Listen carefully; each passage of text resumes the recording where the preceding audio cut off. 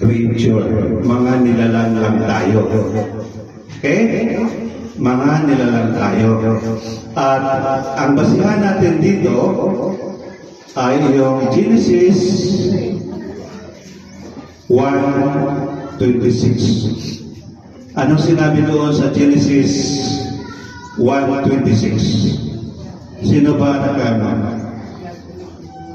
Okay? God created us in His image and likeness. Okay. So yun ang pinaka-idea, no? Sabi ng Panginoon, let us create mankind in our image and likeness and give them dominion over all creatures. Ibig sabihin, tayo ay binigyan din ng dominion, authority.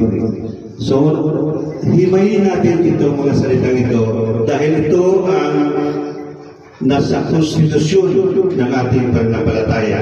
Hindi lang sa Katoliko, kundi sa lahat ng mga Kristiyanong pananampalataya. Let us create mankind in our image and likeness and give them dominion over all creatures.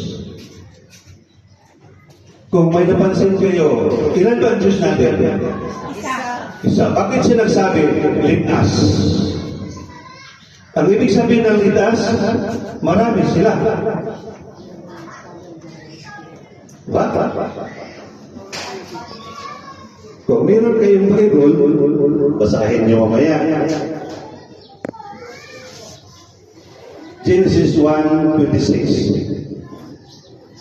God says, let us make mankind in our image, in our likeness, giving them dominion over all creatures on earth. Bakit sinabi niya let us kung isa lang siya? Ano kaya sa tingin niya? Dapat mag-isip kayo ngayon para maging handa ang inyong mga puso. So tingnan natin ano ang ibig sabihin ng let us. Sabi dito, ang let us nagpahiwatig sa atin ng divine counsel. Majesty plural. Na ibig sabihin, ang Panginoon, kahit siya isa, totoong siya isa lang, ngunit may nagtatawag na Trinity. 3 persons. Ano yung 3 persons? God the Father, God the Son, and God the Holy Spirit.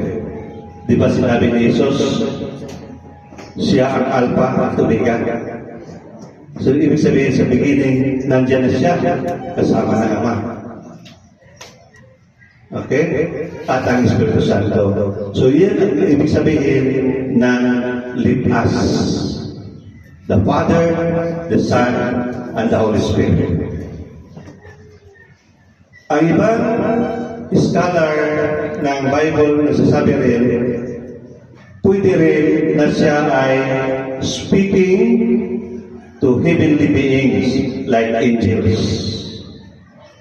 Okay?